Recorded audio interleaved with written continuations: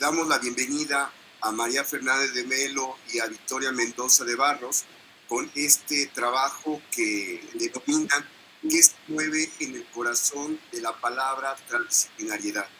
Me voy a permitir dar algunos datos sobre nuestras ponentes. Y Victoria Mendoza de Barros se graduó en Ciencias Sociales de la Pontificia Universidad Católica de Sao Paulo y es investigadora de lenguajes simbólicos y erudita en mitología griega. Se dedica al estudio de la filosofía con énfasis en Martin Heidegger y las lógicas no clásicas que involucran contradicciones y paradojas. Autora del libro Los rostros eternos de la mujer en el cine y la publicidad, es cofundadora del Centro de Educación Transdisciplinar CETRANS, en el que actúa como coordinadora de la Unidad de Acción Gerencial. Miembro del Centro Internacional de Investigaciones y Estudios Transdisciplinarios CIRET de París, fue coorganizadora del Segundo Congreso Mundial de Transdisciplinariedad en Brasil en 2005 y de los libros Educação e Transdisciplinariedade 1, 2 y 3, publicados por la UNESCO, Editora Trión en 2000, 2002 y 2005. Ha editado y publicado por la misma editorial más de 18 títulos temáticos relacionados con la epistemología, metodología y ontología transdisciplinaria de autores nacionales y extranjeros, lo que le ha permitido difundir el conocimiento de la transdisciplinariedad en Brasil y bueno, pues ahora también en México. Por su parte, María Fernández de Melo es investigadora independiente, consultora y académica de transdisciplinariedad, fundadora y miembro de la Junta del Centro de Educación Transdisciplinaria CETRANS, miembro activo del Centro Internacional de Recherche et d'Études Transdisciplinaires de CIDE de París y trabajó en el Centro de Estudios de Sostenibilidad en la Fundação Getúlio Vargas de Sao Paulo. Co-creó y coordinó proyectos, reuniones y cursos basados en la transdisciplinariedad en la Escuela del Futuro de la Universidad de Sao Paulo de 1998 a 2010 y fue coorganizadora del Segundo Congreso Mundial de Transdisciplinariedad Brasil en 2005, profesor de la Pontificia Universidad Católica de Río de Sao Paulo y coorganizó libros y publicó numerosos artículos. Tiene un posgrado en lingüística. Les comento a todos los asistentes que de nuevo voy a poner una liga en el chat donde vamos a poder descargar un documento donde podrán ustedes seguir la conferencia. También en castellano hicimos una traducción y bueno, les pido de favor a todos que mantengan sus micrófonos apagados y las preguntas les voy a pedir que las vayan escribiendo en el chat y pues bienvenidas, muchas gracias por la ponencia y están en su mano pues ahora el micrófono. Gracias María, gracias Victoria. Buenas noches a todos. Victoria Mendoza de Barros e eu, Maria de Melo, somos membros ativos do Centro de Educação Transdisciplinar CETRANS e fundamos em 1998 aqui em São Paulo, Brasil. Gostaríamos de agradecer o convite que recebemos da doutora Julieta Aidar e do Dr. Rafael Maurion para participar desse encontro, bem como a presença de todos vocês que nos ouvem agora. Vitória e eu optamos por intercalar as nossas falas de uma hora de apresentação. Que as nossas trocas dessa noite sejam um momento fecundo para nos aproximarmos da questão que propomos para hoje. O que se movimenta no coração da palavra transdisciplinaridade? Começo com uma citação de Martin Heidegger na obra Os Conceitos Fundamentais da Metafísica. Nela, ele se refere a como conceitos se movimentam no cerne, no coração da conceitualidade e sempre coincide consecutivamente o conceptor no interior da pergunta. E foi a partir daí que formulamos essa questão, do título que nos deu o título a essa nossa fala, e como o próprio Heidegger bem esclarece, colocamos-nos no interior dessa questão para conversarmos com vocês. E essa questão nos levou a duas indagações. A primeira, de que fala a palavra transdisciplinaridade. E a segunda questão é o que diz a palavra transdisciplinaridade. Quanto à primeira questão, de que fala a palavra transdisciplinaridade, podemos afirmar que há uma plurissignificância inserida nela. E é isso que lhe dá um movimento que é complexo e que é multidimensional. Poderíamos iniciar dizendo que a palavra transdisciplinaridade fala da realidade e do real, e diz muito sobre essas palavras. Há um trecho no livro do Manifesto da Transdisciplinaridade, de Basarab Porescu, e na sua fala, no dia 30 de outubro próximo passado, por ocasião da abertura do 3º Congresso Mundial de Transdisciplinaridade, onde ele afirma: entendo por realidade, em primeiro lugar, tudo aquilo que resiste às nossas experiências, representações, descrições, imagens ou formulações matemáticas. Por outro lado, na mensagem de Vila Velha Vitória, formulada no 2º Congresso Mundial de Transdisciplinaridade de 2005, está escrito: o real é referência absoluta e sempre velada. Essa linda tapeçaria Navarro, que foi de cerca de 1900, aparentemente era um pelego para se curvar sobre a sela de um cavalo, ela foi tecida para Abraham Schulenberg, que viveu entre 1848 e 1927.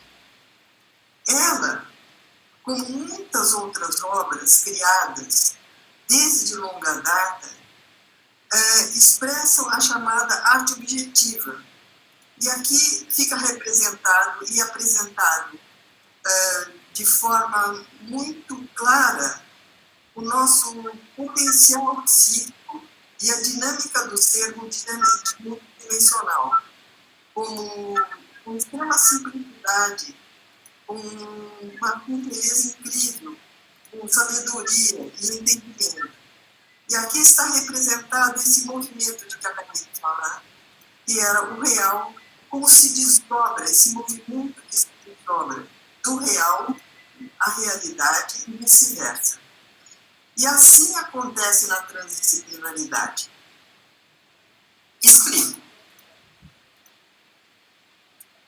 Há uma dinâmica que podemos nomear entropia, que a partir do real vai se desdobrando nível após nível até uma realidade mais concreta.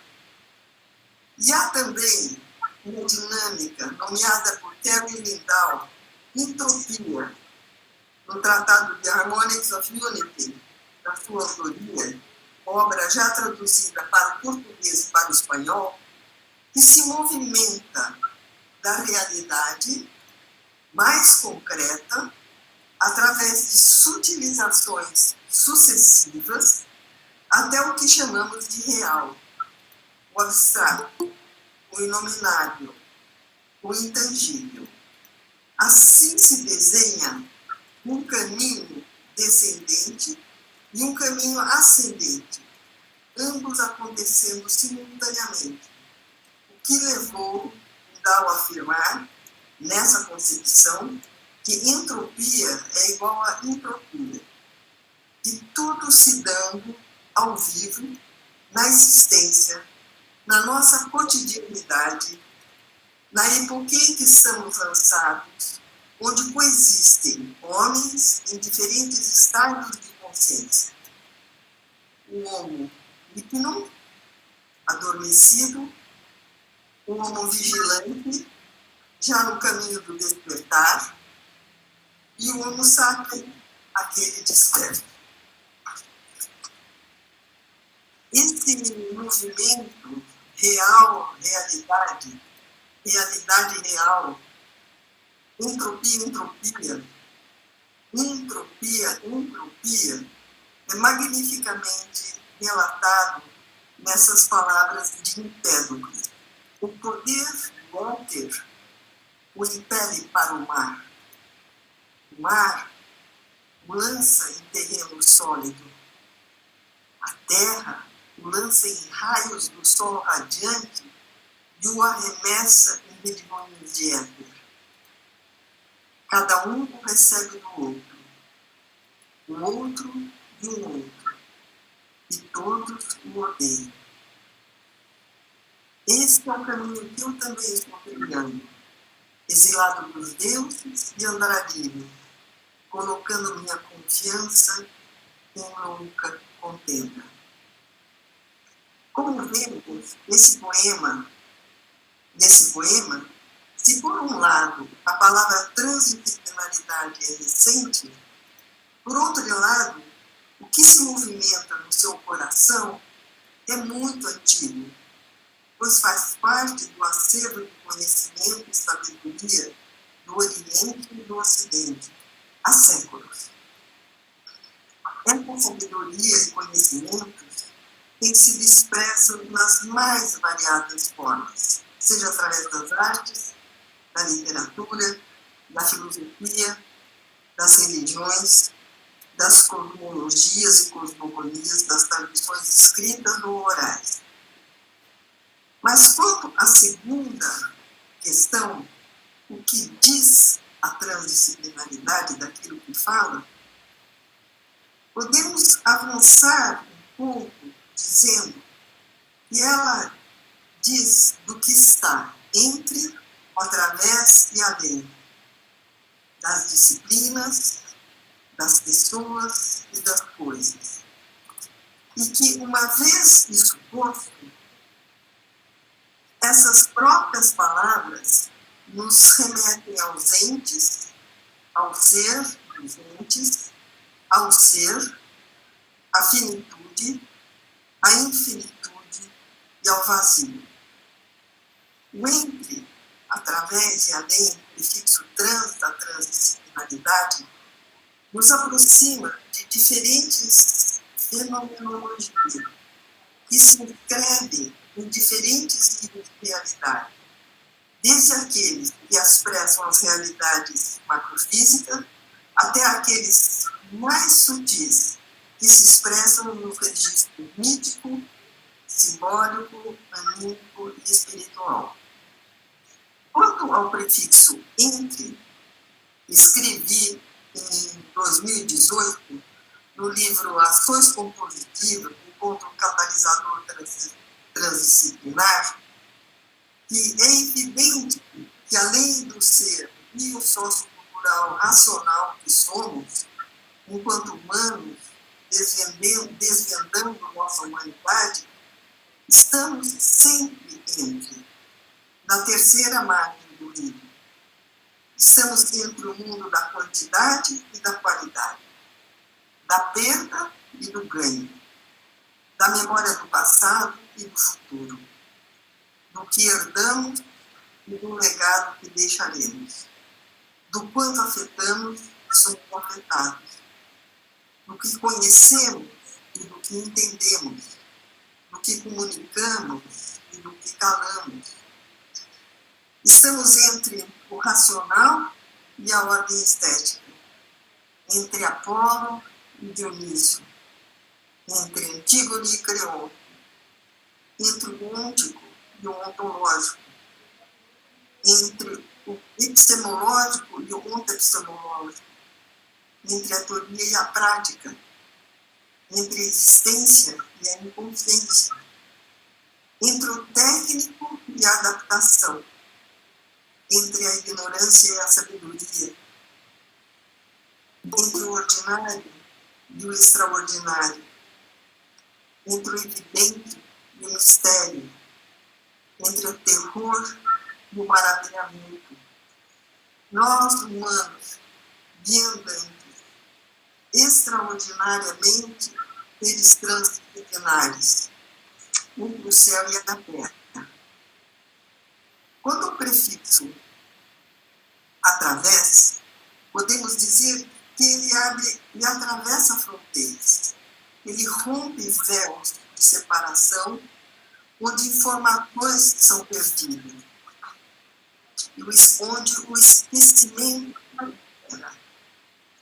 e o sentido se obscurece.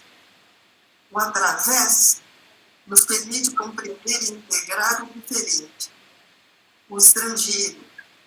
É onde nos permitimos estar abertos para receber o outro que existe fora e dentro de nós. Ainda em potencialidade, ainda oculto, contudo, sempre presente na nossa interioridade.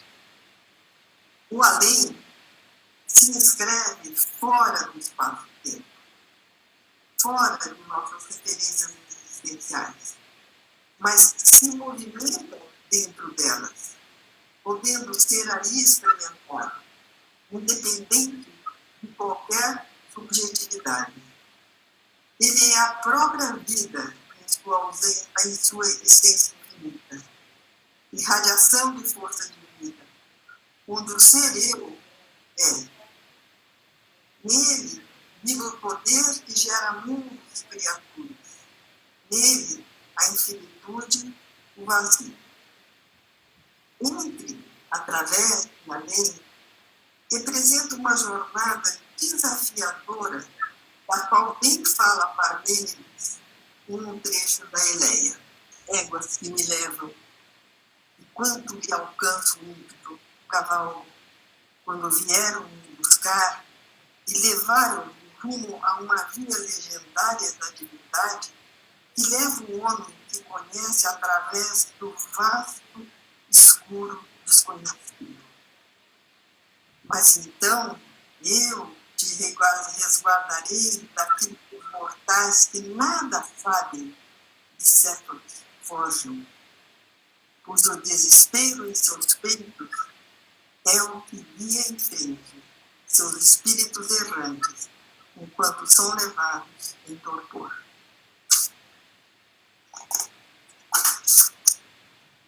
Podemos afirmar que todas essas palavras, real, realidade, entre, através, além, que se movimentam no coração da transdisciplinaridade, se apresentam como um farol, uma bússola de um horizonte a cada um de nós, enquanto viandantes que somos nesse caminho. Elas sinalizam que a palavra transdisciplinaridade trouxe um esclarecimento, uma orientação, uma abertura para revisitarmos e ampliarmos o que compreendemos por conhecimento e entendimento. Isso porque a transdisciplinaridade aponta para a necessidade de uma harmonização, de uma articulação entre o nosso espaço exterior, caracterizado pela efetividade, que muito facilmente corre o risco de desprezar o ser humano, projeto de Homo sapiens que ainda estamos por realizar, e o espaço interior, caracterizado pela afetividade, que nos torna genuinamente humanos. Igualmente, podemos acrescentar o exercício efetivo e afetivo dessa palavra se mostra como uma transgressão de de nossa forma de pensar, conhecer e entender. Essa transgressão de que falo pode se traduzir aqui no sentido de transgredirmos a nós mesmos, transgredirmos as nossas resistências cognitivas, os nossos entraves emocionais e psíquicos, aos nossos condicionamentos pessoais, familiares, religiosos e emocionais, e assim nos abrirmos para aproximarmos e atualizarmos as nossas melhores potencialidades. No século XX, na década de 70, a palavra transplanetário foi forjada. Como afirmou a doutora Julieta Aidar, em sua fala de inauguração no terceiro Congresso Mundial, a transdisciplinaridade não é um acréscimo quantitativo à disciplinaridade, à multi e à interdisciplinaridade. Ela não é um quarto termo a ser acrescido a ela, mas que se trata de um acréscimo qualitativo. Essa palavra aporta uma abordagem que está fora dessas formas de conhecer, e por isso é complementar a ela. Transdisciplinaridade não é um simples conceito. Ela não pode ser reduzida a um conceito, e muito menos ser chamada como disciplina. Ela nos coloca a caminho, ela funda algo, ela abre novos caminhos, ela nos desafia para um novo pensar, ser e agir. Relembro agora os 4 modelos estruturantes do pensamento ocidental. Refiro-me ao mito, à filosofia, à religião e à ciência. Cada um deles com o seu objeto, o seu método e a sua finalidade.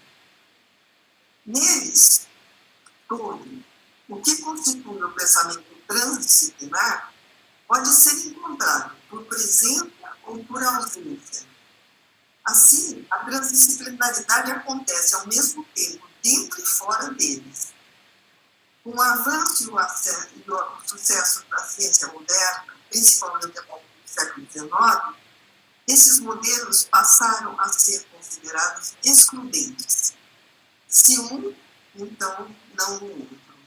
Pergunto, seria a transdisciplinaridade um quinto modelo estruturante do pensamento, uma vez que ela tem como função articular os 4 modelos anteriores, representar uma revisão das relações entre subjetividade e objetividade, articular ou religar saberes produzidos pelas disciplinas, investigar e transatravessar as fronteiras do pensamento, ampliar e ressignificar o modo de nos aproximarmos do conhecimento, incluindo a noção de real e da multidimensionalidade da realidade, sem os quais a transdisciplinaridade não se realiza.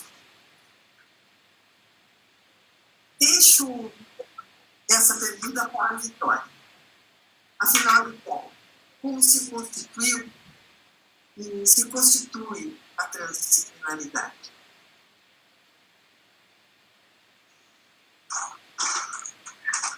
Para falar de transdisciplinaridade e compreendê-la em toda a sua amplitude e profundidade, precisamos dar alguns passos atrás e ir buscar o que e como se pensava o mundo e qual era o papel do homem nessa conjuntura.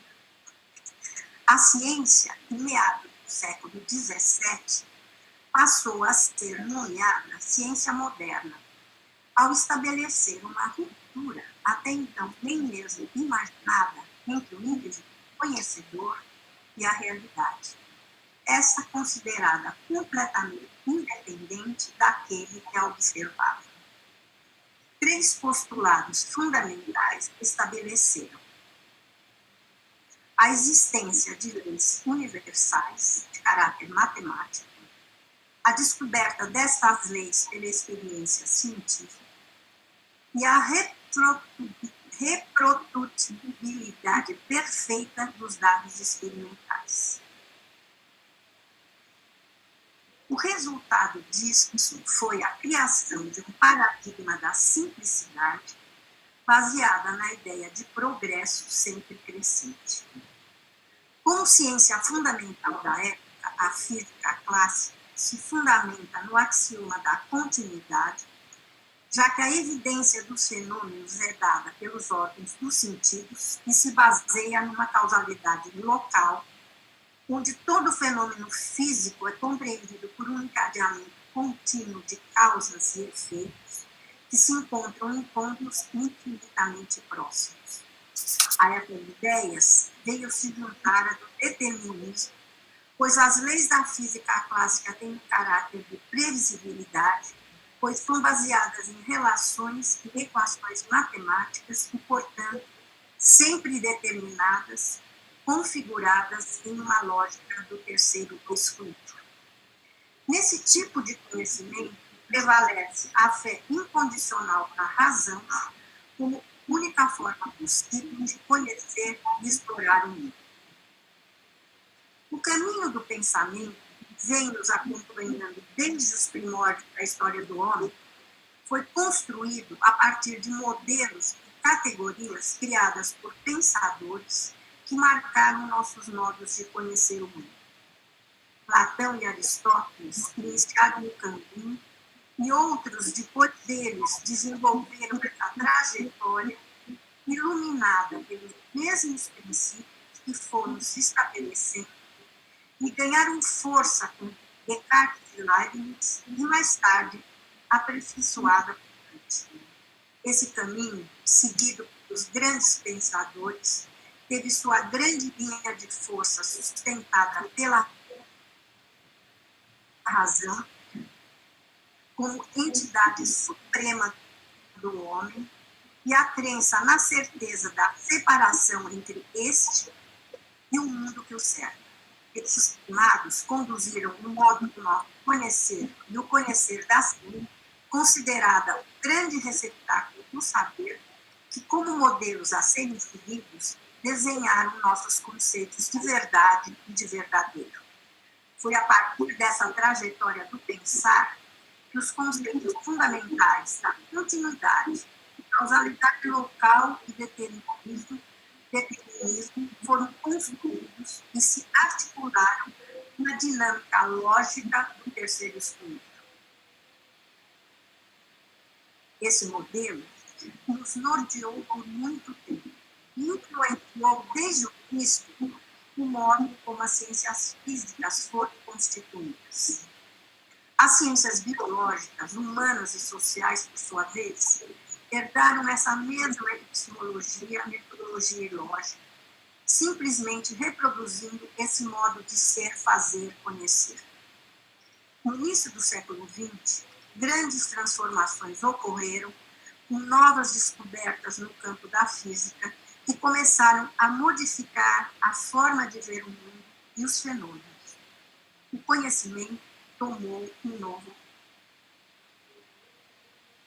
Essa nova trajetória que o conhecimento seguiu teve duas contribuições fundamentais: a fenomenologia da intencionalidade de Russell e o advento das inovações trazidas pelos cientistas das então chamadas ciências duras, principalmente aquelas da física quântica, tais como Planck, Bohr, Einstein, Pauli, Heisenberg, Dirac, Schrödinger, Born, de Broglie, Gödel e alguns outros, que também tinham uma sólida cultura filosófica e sabiam que suas descobertas trariam desafios culturais e sociais, já que rompiam com a tradição clássica que afirmava a separação total entre o indivíduo observador da realidade, mostrando que este faz parte do fenômeno observado, pois ele está no mundo e pode percebê-lo se estiver intencionalmente aberto para isso. Outros conceitos foram introduzidos a partir dessas descobertas que mudaram o caminho do conhecimento. o da complexidade da realidade, se opondo ao da simplicidade que vigorava até então. O da descontinuidade e causalidade global, substituindo aquele da continuidade e da causalidade local.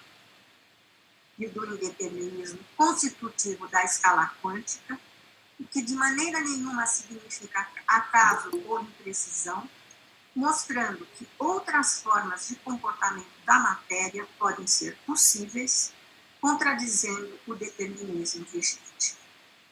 Essa nova realidade, explicada segundo esses novos axiomas, criada a partir de experiências e muitos cálculos matemáticos, mostrava uma dinâmica própria que pedia uma lógica diferente da lógica clássica, uma lógica que admitisse não só estados atualizados, mas também estados contraditórios possíveis, pois as respostas às experiências eram sempre estados prováveis e muitas vezes indeterminados.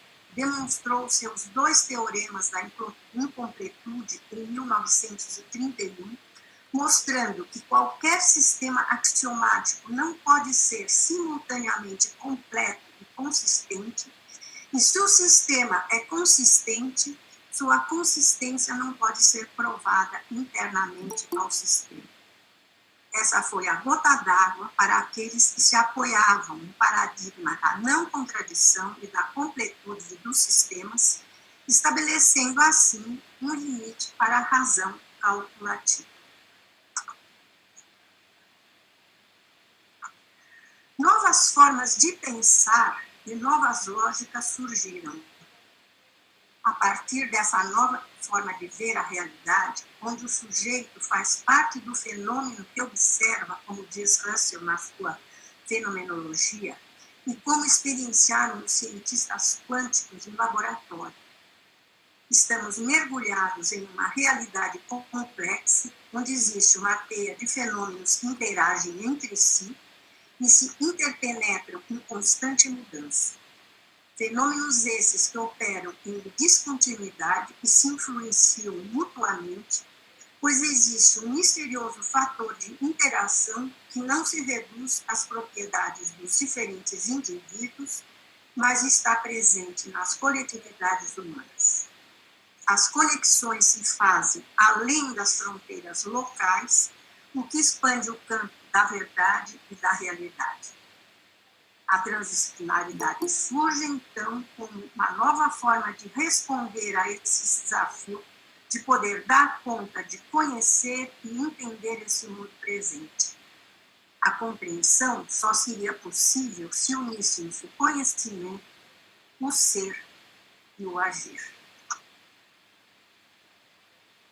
Esse novo modo de conhecer, a transdisciplinaridade, nos mostra que, como nos diz Heidegger, deuses e homens não só são iluminados na clareira do ser, mas na sua relação com esta, são igualmente iluminadores, na medida que genuinamente, percebendo o mundo, sendo iluminados pela própria vida, levam essa sua relação à plenitude e realizam ações transformadoras que podem mudar a própria realidade.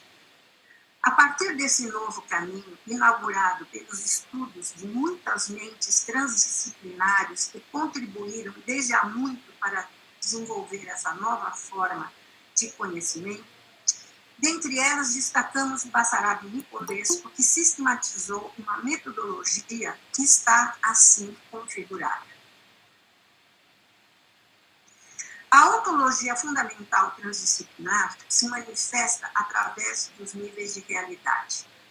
Eles podem ser denominados: primeiro nível, macrofísico; segundo nível, mental, psíquico, emocional; terceiro nível, anímico, mítico, simbólico; quarto nível, espiritual, o inefável, o mistério.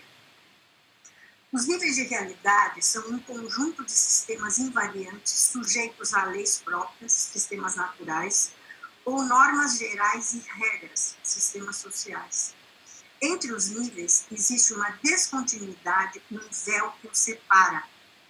Temos que reconhecer os pares de contraditórios que estão no mesmo nível de realidade, como plataforma para nos alçarmos a um outro nível de realidade, onde o terceiro incluído emergirá e assim sucessivamente. Há diferentes níveis do objeto, que por sua vez corresponde a diferentes níveis de percepção do sujeito. A cada nível de realidade corresponde a um nível de percepção. Há muitas referencialidades em um dado nível, isto é, há uma multireferencialidade dentro de um mesmo nível de realidade. Pelo reconhecimento desses níveis se questiona o sentido e a verdade do ser.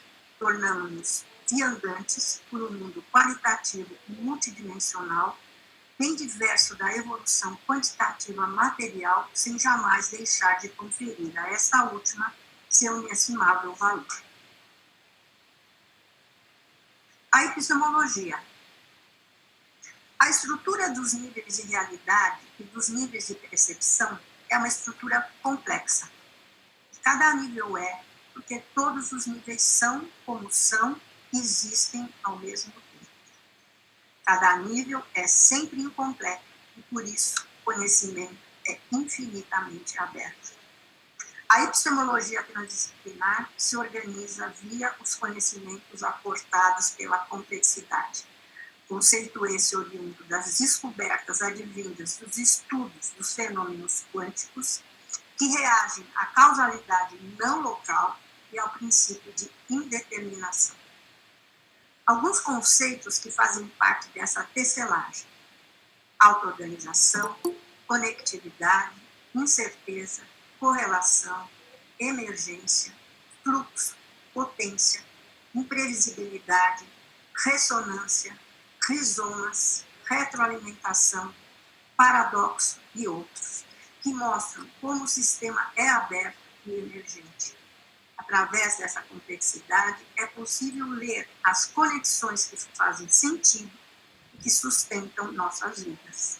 Cada nível de realidade se organiza segundo sua própria epistemologia e leis. A metodologia transdisciplinar é dinamizada através da lógica do terceiro nível, já que a passagem de um nível de realidade para outro nível é assegurado por essa lógica, que trabalha e aceita a contradição de pares e opostos, mas vai além da tensão gerada pela polaridade e escolha entre um sim e um não. Então, deixamos de nos restringir a uma lógica que gera soluções excludentes, uma lógica intolerante e absolutista, e nos abrimos para a possibilidade de percebermos a emergência de um terceiro termo, que até então era pura potencialidade e que emergiu da própria realidade. A transdisciplinaridade gera dessa forma um manancial rico de formas de perceber, conhecer e trabalhar a realidade. Ela visa um refinamento da percepção e procura esclarecer a multidimensionalidade e a multireferencialidade da realidade ao endereçar a questão dos níveis de realidade como seu objeto e dos níveis de percepção como seu sujeito, tendo como elemento unificador o terceiro ponto. Nessa instância, estamos falando de uma realidade que se instaura como transrealidade, com esses três elementos que se copertencem, onde o ser humano é uma interface entre o terceiro ponto e o mundo, e o terceiro secretamente oculto é o link entre o real e a realidade, como bem mostrou o Bessarab Nicolescu na abertura do terceiro Congresso Mundial de Transdisciplinaridade. Minha fala até agora sobre a constituição da transdisciplinaridade foi de como nós passamos dos conceitos clássicos da ciência, com suas implicações ontológicas, epistemológicas, metodológicas e lógicas, para novos modelos de pensar e conhecer o mundo, após as descobertas quânticas. E de como a metodologia da transfinalidade foi forjada e qual sua configuração. Passo agora a palavra para Maria para apresentar como se deu a aplicabilidade da transdisciplinaridade assim concebida nessas últimas décadas no seu trabalho. Uma vez que o pensar transdisciplinar é minimamente compreendido, torna-se evidente que o que provocou sua emergência é um sentimento de inquietação das pessoas e das instituições para tratar questões que concernem a relação conhecimento, entendimento e ser-fazer. O pensar transdisciplinar aporta uma revalorização, uma ressignificação e uma reconcepção da educação, entendida em seu sentido mais amplo, caminho esse que nos leva a um novo fundamento, a um novo solo, onde novas formas de ser-fazer possam ser enraizadas e produzir resultados que melhor atendam às demandas do nosso tempo e a criação de melhores projetos para o dever. Nesses 20 anos do CETRANS, desenvolvemos muitos processos formativos transdisciplinares. Aqui vou pincelar apenas uma dessas experiências.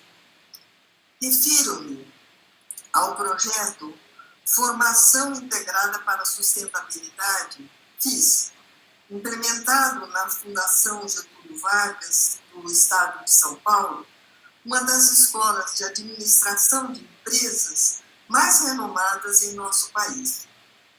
Esse projeto, que se integrou na programação da instituição como uma disciplina eletiva na graduação, foi iniciado em fevereiro de 2009, é vigente até hoje, e foi expandido para o programa de pós-graduação dessa instituição. Pontuarei aqui muito sucintamente elementos constitutivos do FIS que disponibilizaram a essa escola de negócios alguns parâmetros de modo transdisciplinar, do modo transdisciplinar de fazer educação para a sustentabilidade.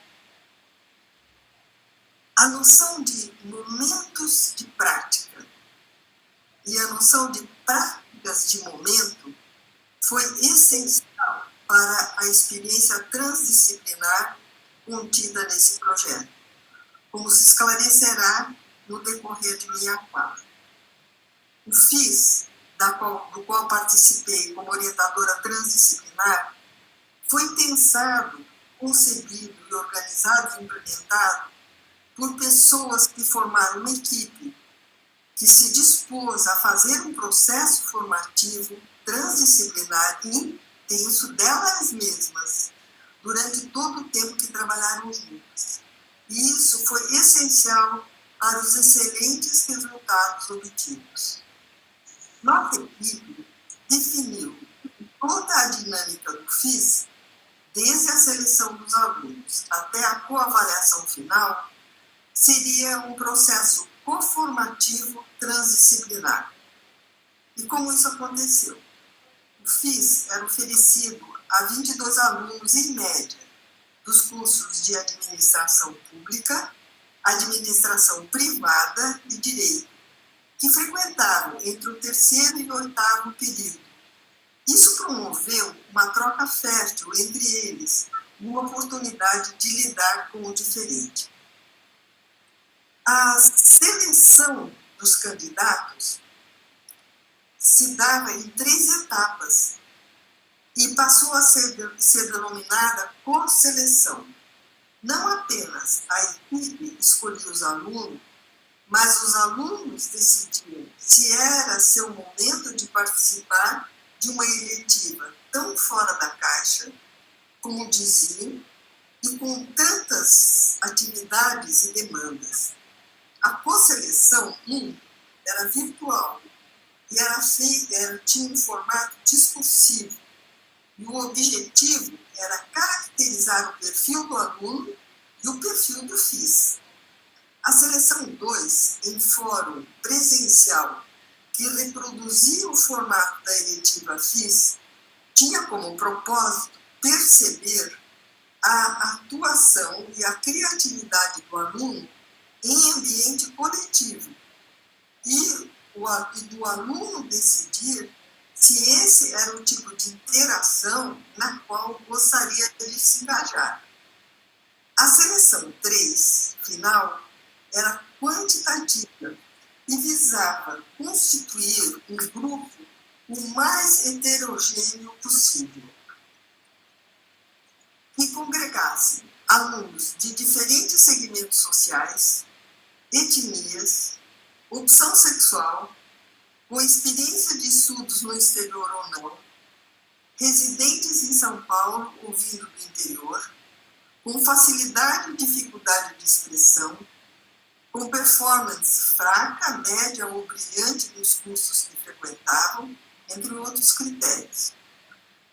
Tão logo ficasse claro para os alunos o propósito e a configuração do FIS, eles tinham que produzir um kickoff, que era uma comunicação pública para o lançamento de ambos os projetos pelos quais passavam a ser responsabilizados.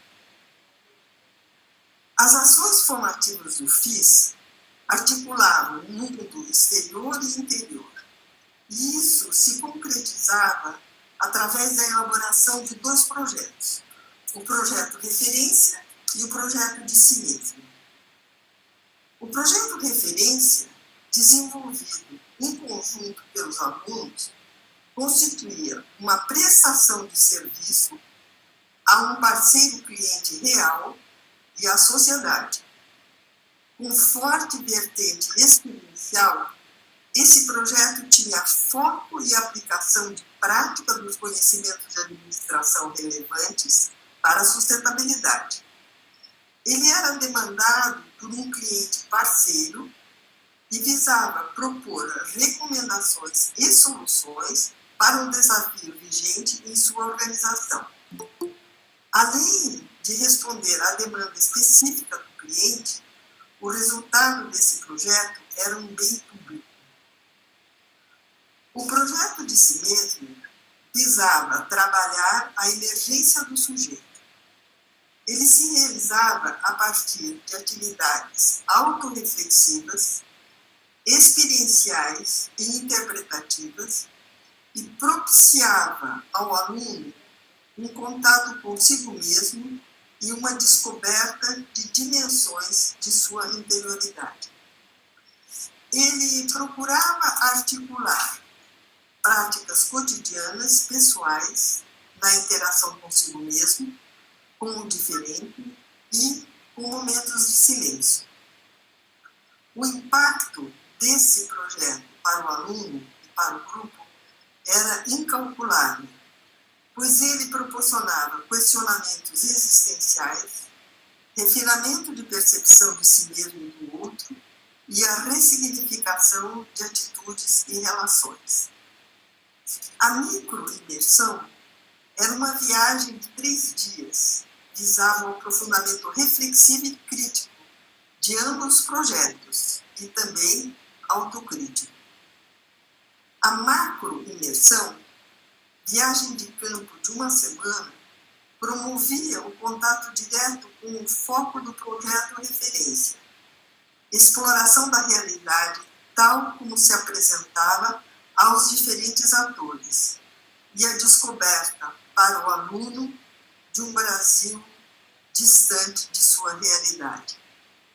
Também nesse período eram desenvolvidas atividades específicas ao projeto de si mesmo, incluíam, por exemplo, teatro, música, exercícios físicos, práticas meditativas. A carga horária dessa imersão era de 14 horas diárias, mais ou menos, muitas vezes mais de 14 horas.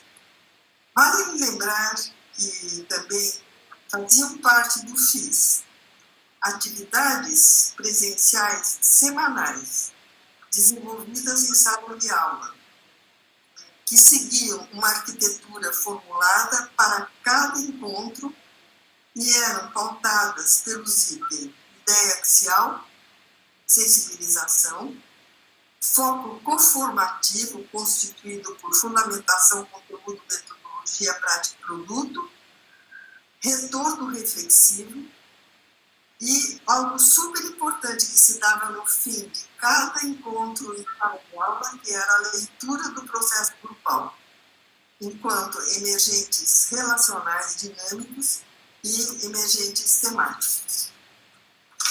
A coavaliação era inter e transdisciplinar. Interdisciplinar porque pedia uma reflexão teórica preliminar, fazia transposição de conceitos, metodologias e lógicas e levava em conta a dinâmica do processo. E ela era transdisciplinar por ser guiada por uma fenomenologia que considerava a complexidade, os níveis de realidade e a lógica do terceiro incluído. E tratava do estatuto da emergência do sujeito. Nessa coavaliação, o aluno e a equipe definiam um delta para referenciar o processo formativo. Nessas avaliações, o pensar, enquanto dar atenção para o essencial, era um ponto nuclear para a atribuição dos valores. Em todas as atividades do FIS, o belo era um valor. O belo era um ato cognitivo, era pensado como um ato cognitivo que une os homens. Mas quero falar agora de um recurso muito potente que usávamos nesse processo formativo transdisciplinar do FIS. Trata-se do que chamamos de surplus. Essa era uma atividade de cunho cultural e de conhecimento não relacionado diretamente nem com o projeto de referência e nem com o projeto de si mesmo, mas que dinamizava ambos. O surplus tem como objetivo despertar e ampliar a curiosidade no horizonte investigativo do aluno. Uma vez que é introduzido no sistema, o surplus provoca um estranhamento que pode desorganizar e convocá-lo a uma nova organização. A noção de surplus é definida por Yves Barel como uma parte da matéria social que o sistema potencializa para se reproduzir como sistema. O surplus social é, pois, esse indivíduo, um grupo que tem um plus de cultura que está velada, oculta e que comumente não conta para o seu papel. Contudo, esse é um valor plus indispensável à sustentação desse papel. Escreve Barel sobre o surplus que esse é um tipo de dispositivo que possibilita ao sistema superar-se a si mesmo, pois ele deixa à disposição recursos mais vastos, os quais são necessários para a autorreprodução do sistema, daquilo que ele já tem como singular em si mesmo. O surplus pode se constituir em conhecimento ou em atividade, desconectada do conteúdo evidente tratado na letiva. Ele amplia a margem de escolha, pois deixa disponível e promove um alargamento do espectro do déjà vu. Nesse sentido, ele amplia o poder do sistema sobre ele mesmo. Explico. Aqui, alguns tipos de surplus que inserimos nas ações do FIS. Palestras sobre astronomia, biocosmologia, contação de histórias, calatonia, canto, culinária, encadernação, ikebana, visitas a cachoeiras, participação em celebrações festivas de comunidades, entre outros. Mas, à medida que fomos fazendo nossa fala, eu percebi, já quando estava aqui agora prestes a concluir a minha fala, e me perguntei por que me referi ao passado se o ciclo desse vídeo, dessa videoconferência que estamos aqui participando, foi chamada Transdisciplinaridade e o Futuro. E então me explico. Essa é uma relevante questão a se fazer, pois não revisitamos o passado para repeti-lo, mas sim para encontrar o que é a conservar, o que é a inovar. Isso porque a própria dinâmica evolutiva do existir assim se dá. A época em que estamos lançados já em si nos convoca, invoca e provoca para o novo que clama por energia. A visita à memória não se restringe a uma exposição de uma sequência de episódios. Ela é muito mais ampla, pois é nesse existir incessante que encontramos a physis, enquanto princípio, força, enquanto explosão da própria vida em perpétuo desabrochar. O FIS, como qualquer outra atividade de natureza, o FIS, como qualquer outra atividade de natureza transdisciplinar, é um processo em vivo, não em vivo, sempre em movimento, continuamente em transformação, que nos faz lembrar e reconhecer a beleza do fragmento de Heráclito encontrado nas citações contextualizadas desse filósofo, nos escritos de Plutarco, que digo agora. Como diz Heráclito, não é possível entrar duas vezes no mesmo rio, pois substância mortal jamais se mantém duas vezes no mesmo estado. E como diz o grande filósofo português do século XX, José Marinho, assim que acontece. O espírito revela-se, concebido assim ante o mundo físico-biológico, como um processo pelo qual o ser, revelando-se na máxima multiplicidade atual, pode chegar a reencontrar-se essencialmente bem e diafanamente simples.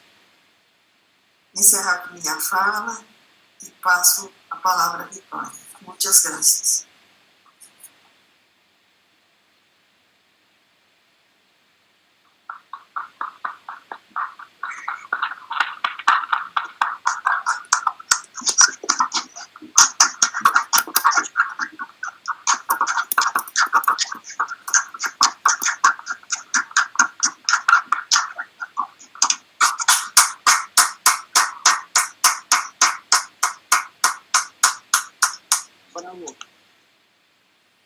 Essa fala da Maria me fez lembrar o mito da Hidra de Lerna e da luta que Hércules tratava com esse horrível monstro de tantas cabeças.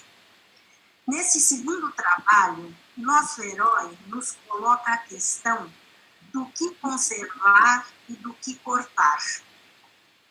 Ele percebe que apenas cortando com a espada, mais cabeças aparecem. Aqui é vital cauterizar no fogo as cabeças que devem tombar e conservar a cabeça imortal, primordial, aquela de ouro, solar, que continha a essência, para o trabalho se completar. Ele, então, enterra a cabeça de ouro na pedra a que representa um princípio que sempre deve ser observado, nos revelando assim que compreendeu o espírito do trabalho que veio realizar. Esta é uma bela metáfora para falar do princípio que em si contém a eternidade, a onipotência e a onipresença. Assim, nesse nível, o passado, o presente e o futuro são uma única e mesma realidade. Mas, continuando minha fala, vou focar na experiência transdisciplinar do CETRANS, no que diz respeito ao amplo projeto desenvolvido de formação de formadores. Pois, além desse trabalho, traduzimos, escrevemos e publicamos uma coleção transdisciplinar constituída por 20 livros, dentre outras atividades. A ação inicial formativa do CETRANS teve por finalidade reunir 40 pessoas de formações e profissões diferentes para conhecerem e aprofundarem a metodologia transdisciplinar. Foram 3 anos dedicados à formação desses formadores, realizado através de inúmeros encontros. Esse processo formativo aconteceu na Universidade de São Paulo, na Escola do Futuro, núcleo de pesquisa diretamente ligado à Pró-Reitoria de Pesquisa Científica dessa universidade. Nesse período, realizamos 3 encontros catalisadores de duração de 5 dias cada um deles, com a presença de eminentes palestrantes internacionais. Essa iniciativa foi crucial para a validação e ampliação desse processo formativo. Em 1999, para o primeiro encontro catalisador, convidamos os seguintes palestrantes: Batalhado Nicolesco, Gaston Pignot, Paul Taylor, Humberto Maturana, Michel Randon, e os temas abordados foram um novo tipo de conhecimento, a transdisciplinaridade, a prática da transdisciplinaridade, o sentido do sentido, a ética universal e a noção de valor, transdisciplinaridade e cognição e belo. Em 2000, para o segundo encontro catalisador, convidamos os seguintes palestrantes: Michel Randon, Vassarato Nicolesco, Agustin Nicolau Paul, Pascal Devani, Patrick Paul, Martin Rosenberg e Sylvie Wasserstrom. E os temas abordados foram os seguintes, respectivamente: o território do olhar, fundamentos metodológicos para o estudo transcultural e transreligioso, as culturas não são disciplinas, existe o transcultural, autoformação, uma perspectiva transpessoal, transdisciplinar e transcultural, a imaginação, o objeto de conhecimento, o rizoma do xadrez e o espaço de fases, mapeando a teoria da metáfora na teoria do intertexto, a religião além da religião. Em 2001, para o terceiro encontro catalisador, convidamos os seguintes palestrantes: Milton da Costa, criador da lógica paraconsistente, e Gregory Shaitin, criador do número ômega. Os temas foco desse encontro foram lógicas não clássicas e a lógica do terceiro incluído. Cada um dos temas abordados em cada um dos 3 encontros catalisadores foram essenciais para que os formadores pudessem entender do que se tratava a transdisciplinaridade e aprofundar sua fundamentação.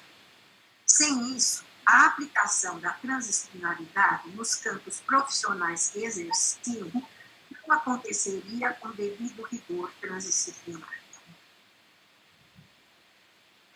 Em 2005, realizamos o segundo Congresso Mundial de Transdisciplinaridade em Vila Velha, Vitória, Espírito Santo, que teve como foco atitude, pesquisa transdisciplinar, uma pluralidade epistemológica e ação transdisciplinar. Esse evento momento fundamental para o avanço do diálogo transdisciplinar, foi organizado em parceria do CETRANS com universidades do Brasil e com instituições europeias. Nesse relato, ficou evidente que na primeira década da vida do CETRANS, as atividades focaram prioritariamente a formação de formadores. Já a segunda década, 2008-2018, foi marcada pela aplicação dos princípios, conceitos e metodologia da transdisciplinaridade. Nesse período, introduzimos novos conhecimentos e novas formas de pensar, experienciar e fazer. Nesse movimento, o CETRANS ampliou a forma de fazer transdisciplinaridade, dinamizou o diálogo transcultural e transreligioso e a articulação desse com obras de escritores nacionais e estrangeiros, com a mitologia grega e com as tradições sapienciais do Oriente e do Ocidente. Esse foi também o momento em que compreendemos a necessidade de encontrar na filosofia um diálogo vivo com a transdisciplinaridade e também nos abrirmos para o cultivo de nossa interioridade, para a relação coração, mente, essência, para que esse trabalho prosperasse. A aplicação da transdisciplinaridade em suas múltiplas vertentes nos mostrou que o nível do pesquisador, aprendente, praticante, formador, profissional, é o que determina a sua expressão na vida, no dia a dia. Isso porque a relação ser-fazer é inexorável. Apenas podemos fazer o que somos, e o que fazemos alimenta o que somos. Eis como isso se vê. 2008, 2016 foram anos de reconstrução e de um ativo repensar de rumos possíveis de ação. Dentre os temas retomados e aprofundados, salientamos o terceiro incluído e o sagrado, noções sobre contradição e paradoxo e os conceitos de potencialização, atualização, homogeneidade e heterogeneidade da lógica da energia de Stefano Passo e da lógica da realidade de Joseph Brenner. Outros temas relevantes foram tratados. As noções de vazio, sunyata e nihilismo. O aprofundamento da lógica do terceiro influído nos propiciou abordar melhor a emergência do terceiro secretamente influído, que se manifesta como sagrado. Compreendemos que a transcendência e sua relação com o homem envolvem sempre uma relação que contempla um mistério, no qual nada se pode afirmar nem negar, porque envolve o desconhecido, o vazio, o amplo, o expandido, o livre, o dilatado, o inapreensível, o irrepresentável. Nesse período, o CETRANS continuou se renovando continuamente, de modo a melhor atender às demandas emergentes no trabalho que os formadores realizavam. Temas como linguagens transdisciplinares e a emergência do sujeito foram explorados. E também a maior atenção foi dada à relação transdisciplinaridade-corpo e sua expressão multidimensional do ser e somos. Para tal, o CETRANS promoveu vários seminários sobre ciência e tradição, pragmatismo transdisciplinar, cotidianidade e transcendência, o sentido da vida, o belo. Essa aproximação foi feita por meio de cognição intelectual, textos clássicos e contemporâneos, os exercícios de expressão corporal, pelo lúdico e pela arte. As atividades desenvolvidas esclareciam a noção de beleza como uma mediação tangível e intangível nos diferentes níveis de realidade. Dois outros temas que elegemos foram: o primeiro, saúde e transdisciplinaridade; o segundo, sobre a metafísica. O grande aprendizado desse período foi perceber que nosso pensamento é um representar, que estamos inseridos numa cadeia de sentido, na qual se estabelecem múltiplos circuitos de conexão. A questão da saúde foi tratada a partir da ideia de que o corpo é uma superfície de revelação de nosso ser, sendo, fazendo, um vasto campo de aprendência. Introduzimos uma reflexão sobre a metafísica, sua natureza antropocêntrica, e propusemos reflexões sobre caminhos possíveis de sua superação. O terceiro tema escolhido para nossos projetos foi o símbolo e o sagrado, abordado a partir dos níveis de realidade, no que tange a multidimensionalidade, a multireferencialidade e a perda de informação na passagem de um nível a outro. Os recursos utilizados foram os esquemas religiosos das tradições sapienciais, bem como registros simbólicos, sociopolítico-culturais da contemporaneidade. Até 2006, as atividades do CETRANS foram restritas a seus membros. A partir de então, elas passaram a ser abertas ao público, o que se mostrou revigorante e regenerador para qualquer pessoa atraída pela já tão divulgada palavra transdisciplinaridade para o próprio CETRANS. Com o passar do tempo, percebemos que para realizar um projeto que tivesse qualidade e profundidade, precisaríamos escolher e estudar um foco temático, formar um grupo de pessoas que o aprofundariam por um ano para apresentá-lo a um público aberto no ano seguinte em 6 encontros presenciais. Esse processo permitiu um aprofundamento da transdisciplinaridade, tanto para o grupo pesquisador, como para aqueles que vieram a participar das atividades. Os temas abordados foram, em 2017, Eros in Vivo. Em 2018, foi a Rede Transdisciplinar Intergeracional. Essa atividade foi desenvolvida a partir do referencial cognitivo Árvore do Saber Aprender de Helene Trockler-Fabre, descrita através de 10 etapas de saberes: saber descobrir, saber reconhecer as leis do vivente, saber organizar, saber criar sentido, saber escolher, saber inovar, saber trocar, saber compreender, saber entender, saber comunicar. Em 2018, realizamos o 4º encontro catalisador transdisciplinar, que resultou na publicação do livro Ações Compositivas, disponibilizado para download gratuito na Amazon.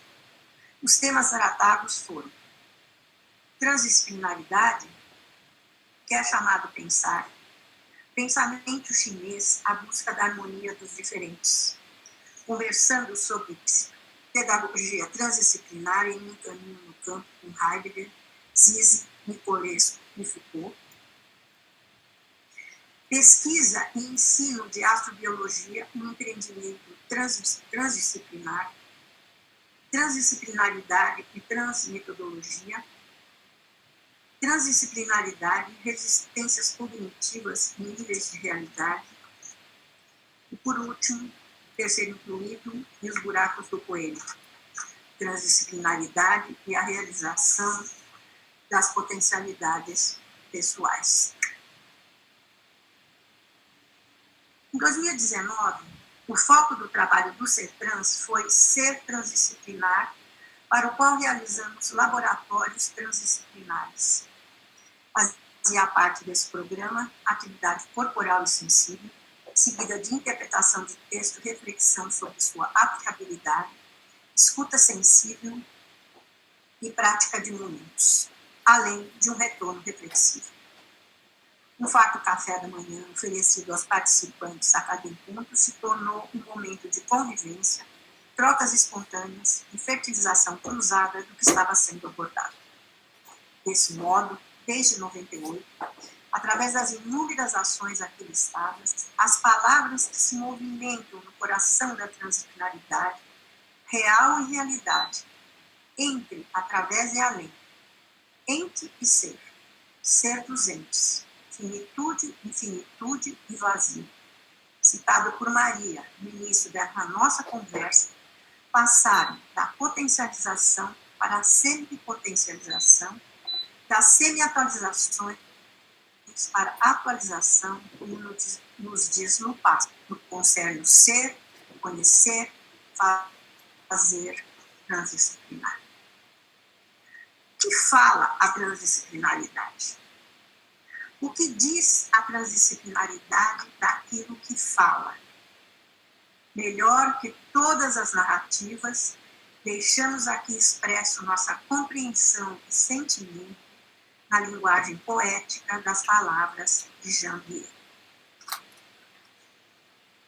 Transitude. Entre, através e além. Longe e o perto, o sem onde. Ontem e amanhã, no instante perene.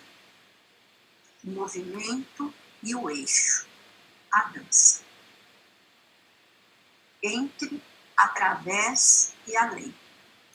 O vidro e o ar, a transparência. Sílaba e respiração, o sabor. O dito e o tu, a presença.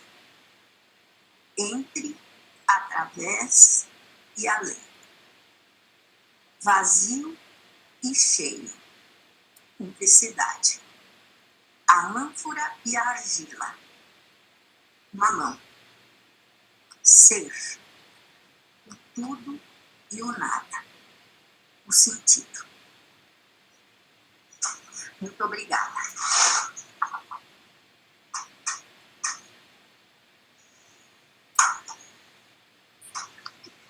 Bravo.